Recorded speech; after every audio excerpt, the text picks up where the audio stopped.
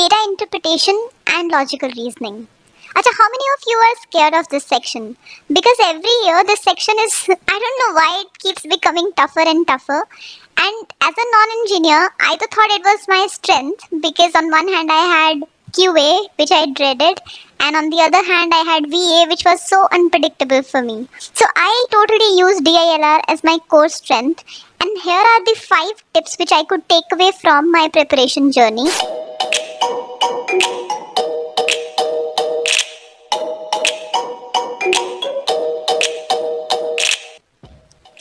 The first step is to draw your diagrams right. Now each type in DILR has a corresponding diagram or a table. When you don't know the trick behind drawing the diagram, you're going to make a mistake during the exam. Let me give you an example. This is a seating arrangement question. 8 people are sitting around a circular table equidistant from each other. Now what comes to your mind when you think of this statement? If you don't think of a diagram like this, then there is an issue with how you're preparing. Because what if in the exam a statement or a constraint says that X doesn't want to sit opposite of Y? And if your diagram looks something like this, then the mistake is inevitable. So make sure you make your diagrams right. Let's move on to tip number 2. Second one is to have a mental legend.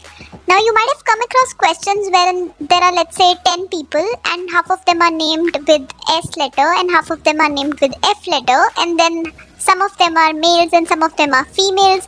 It gets confusing if you don't have a mental legend for yourself. By mental legend, I mean some form of icons or a nomenclature to denote all these longer names so that you don't have to write everything down while making your diagram or solving the question.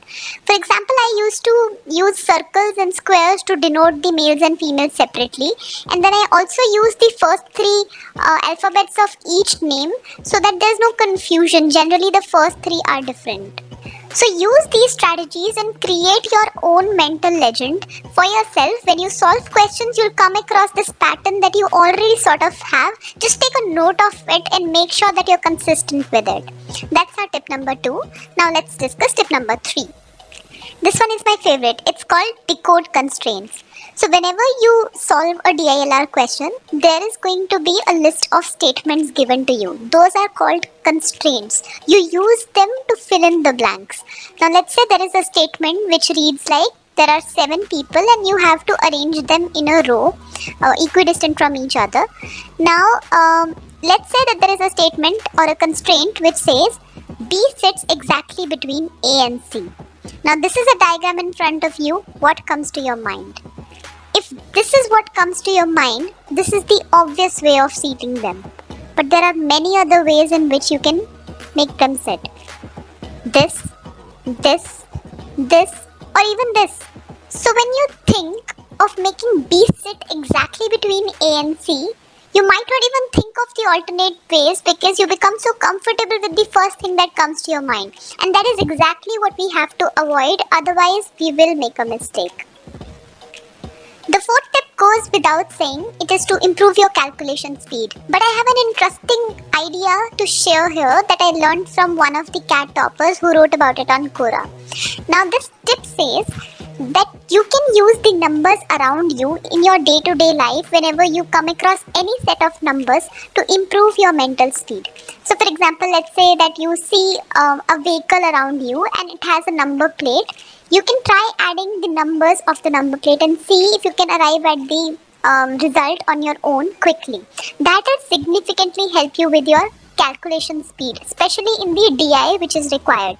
Now since you might not be able to go outside and you might be sitting at home right now, then use anything that's around you. Probably a set of numbers written randomly on a calculation you did some time back, or maybe you have a calendar in front of you. Pick any 2 random dates and quickly ask yourself what is the sum. Keep doing this and it will improve your mental speed significantly.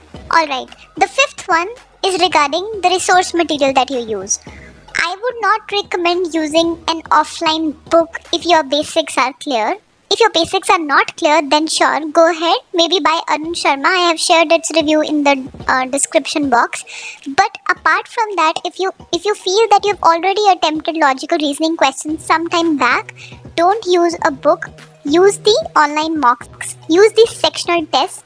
If you don't have the resources in place, I will share some links in the description. They are free mocks, they are free sectional tests. There are also some topic tests available for DILR specifically. Please use them. Use them because the online version is going to help you ace the exam.